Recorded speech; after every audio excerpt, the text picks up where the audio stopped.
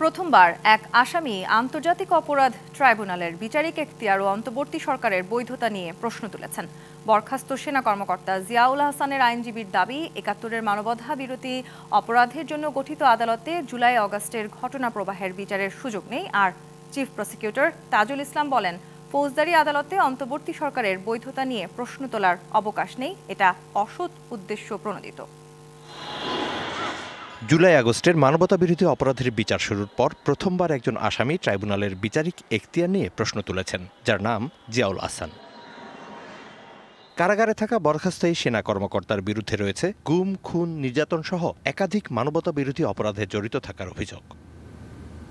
জিয়াউল হাসানের আইনজীবী বলছেন, ৭১-এর সংগঠিত অপরাধের বিচারে গঠিত ট্রাইব্যুনালে ২৪-এর গণঅভ্যুত্থানের সময়ের অপরাধের বিচারের সুযোগ নেই। আমাদের যে 1971-এ যে যুদ্ধ হয়েছিল, সেই যুদ্ধের যে অপরাধী ছিল তাদেরকে বিচার করার জন্য এই ট্রাইব্যুনালটা গঠিত হয়েছিল।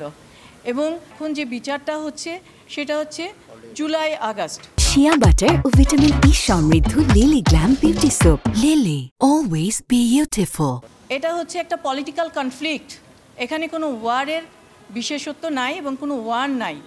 মুক্তি চেয়ে করা আবেদনে ট্রাইব্যুনালের এখতিয়ারের পাশাপাশি অন্তর্বর্তী সরকারের বৈধতা নিয়েও প্রশ্ন তুলেছেন জিয়ার আইনজীবী। ১৯৭৩ সালে যখন ইন্টারন্যাশনাল ক্রাইমস ট্রাইব্যুনাল অ্যাক্টটা প্রণয়ন করা হয়, সেই আইনে বলা ছিল যে এই আইন প্রণয়নের পূর্বে অথবা পরে এই আইনে বর্ণিত যত অপরাধ হয়েছে সেগুলোর বিচার করার ক্ষমতা ট্রাইব্যুনালের থাকবে। ক্রাইমস এগেইনস্ট হিউম্যানিটি একটা অপরাধ, ওয়ার ক্রাইমস আরেকটা অপরাধ। ওয়ার ক্রাইমস হওয়ার জন্য যুদ্ধ লাগবে, কিন্তু ক্রাইমস এগেইনস্ট হিউম্যানিটি হওয়ার জন্য কোনো যুদ্ধের প্রয়োজন নেই। সাংবিধানিকভাবে এই আইনকে একটা সুরক্ষা দেওয়া হয়েছে। তারা সরকারের বৈধতা চ্যালেঞ্জ করেছেন, এইটা এই ট্রাইব্যুনালের বিচার্য বিষয় নয়। শুনানি শেষে বুধবার আদেশের দিন ঘোষণা করে ট্রাইব্যুনাল। আগামী পরশুদিন অর্থাৎ ২২ তারিখে এই বিষয়ে আদেশ দেবেন আদালত, এটা ঘোষণা করেছে।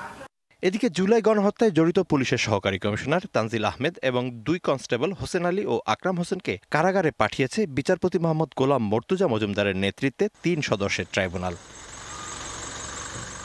Mizan Ahmed, DBC news, Dhaka.